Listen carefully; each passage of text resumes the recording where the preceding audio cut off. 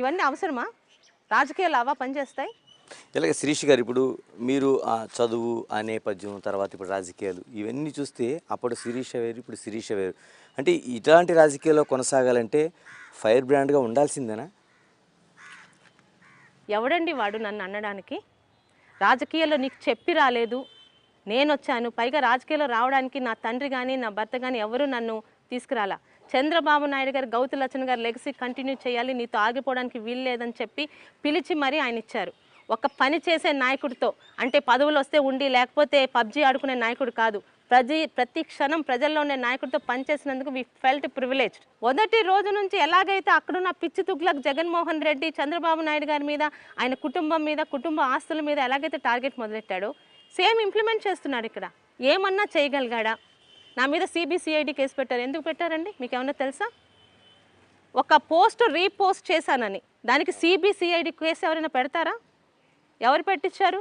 పోనీ ఏం చేయగలిగావు? నన్ను అక్కడ దాకా తీసుకెళ్ళి నాకు 10 కోట్ల రూపాయలు పబ్లిసిటీ ఫ్రీగా ఇచ్చావు. నేనేదో భయపడతాను అనుకున్నావు. భయపడడానికి మీ ఇంట్లో పుట్టిన వాళ్ళకి కాదు. రేపు ఉదయం అధికారం పోయిన రెండో రోజు ఇక్కడ ఉండడు అప్పలరాజు. ఛాలెంజ్ చేసి చెప్తున్నాను. చేసిన పాపాలు మామూలుగా వెంటాడు. ఈ స్కాములు, ఈ భూ కబ్జాలు అవన్నీ ఊరుకుంటామేంటి? ప్రజలకు నిజాలు తెలియాలి కదా. మరి నేనెందుకు ఇలా ధైర్యంగా తిరుగుతున్నాను? నా తల్లి తండ్రి కానీ నా పార్టీ కానీ ఎటువంటి తప్పులు చేయలేదు కాబట్టి ధైర్యంగా తిరుగుతున్నాను. మేడం, ఇది పలాసలోన ఉన్న భూమిని పూర్తిగా వ్యవసాయం చేసుకోలేక, ఉన్న భూమిని ఇల్లు నిర్మించుకోలేక అంత విశాలంగా ఉండే వదిలేసే ప్రపంచం ఇది పలాస అనేది. ఇక్కడ భూ కబ్జాలు ఏంటి, అసలు ఈ ఇసుక మాఫియాలు ఏంటి, లేకపోతే ఈ గ్రావెల్ మాఫియాలు ఏంటి, అసలు ఏం జరుగుతుంది అసలు? ఊర్లలోని కొండలు తవ్వేస్తుంటే కనీసం ఎంఆర్ఓలకు రిపోర్ట్ చేస్తే మాకు తెలీదు, మేము మీరు పోలీసులకు చెప్పండి. ఆర్టీ యాక్ట్లో అప్లై చేస్తే మాకు సంబంధం లేని విషయాలు మీరు అడుగుతున్నారని రిప్లై వస్తుంది. ఒక సిన్సియర్ కలెక్టర్ గారు అప్పుడు ఇక్కడ ఉండేవారు, వికాస్ మర్మట్ అని, రాజస్థాన్ నుంచి డైరెక్ట్ రిక్రూటెడ్ ఐఏఎస్. 20 days ఆయన ఇక్కడ ఉంచారు, పంపించేశారు. ఆయనకి రిపోర్ట్ పెడితే వితిన్ 15 days నాకు రిప్లై వచ్చింది. నల్ల బొడ్లూరు కొండ పగలు కొట్టడానికి, తవ్వుకోవడానికి ఎవరికి పర్మిషన్ ఇవ్వలేదు అని. ఆ కాపీ తీసుకెళ్ళి ఎంఆర్ఓకి ఇస్తే, మీకు ఇక్కడ పరిస్థితులు తెలుసు కదమ్మా, నేనేమి మీకు హెల్ప్ చేయలేను. సరే, పెద్దలందరిని తీసుకొని ఎందుకు అక్కడ అవుతుందని వెళ్తే మా మీద దాడి చేయించాడు. ఏమని? ఆ ఊర్లో వాళ్ళకి ఎవరి ఊరి పక్కన ఉన్న కొండల్ని వాళ్ళు అమ్ముకోవచ్చట. నా శ్రీకాకుళంలో అది వైజాగ్లోని బీచ్ ఉంది, బీచ్ని నేను మీకు అమ్మేసి నేను డబ్బులు తెచ్చుకోవచ్చట. అలాంటి కొత్త రూల్ చెప్పాడు. అది ఆ విషయం పెద్దదయ్యి న్యూస్ ద్వారా సీఎంఓ దాకా వెళ్ళింది.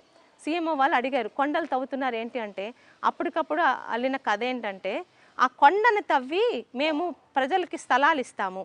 ఓకే, నువ్వు చెప్పిందే కాన్సెప్ట్ ఒప్పుకుంటా. కొండను తవ్విన అన్ని కోట్ల గ్రావెల్ మెటలు ఎవడు అమ్ముకొని తిన్నాడు, ఎవడి జోబులోకి వెళ్ళాయి? అంటే మీరు అనుకున్న ఆలోచనలో ప్రజలందరూ ఆలోచిస్తున్నారు అసలు? ఖచ్చితంగా. మొన్నటి వరకు వాళ్ళకి ఆ విలువ తెలియలేదు. మొన్నటి వరకు ఎవరికి కూర్చొని రోజు అమ్మ వండి పెడితే తెలియదండి. అమ్మ లేకుండా నీ గిన్నె నువ్వు కడుక్కొని నువ్వు వంట చేసుకోవాలంటే అమ్మ విలువ తెలుస్తుంది.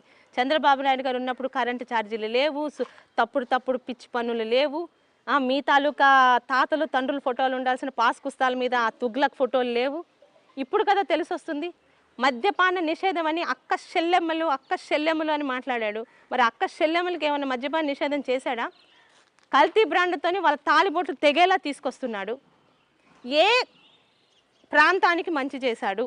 ఒక రాయలసీమకు చేశాడు, పోనీ రాయలసీమ వాసి కాబట్టి మిగతా వదిలేసిన అది అక్కడ అభివృద్ధి కనిపించారు కదా అంటే, హైకోర్టు అని చెప్పి అబద్ధాలు చెప్పి ఇటు రాయలసీమకి, ఆంధ్రాకి, ఉత్తరాంధ్రకి గొడవలు పెట్టావు.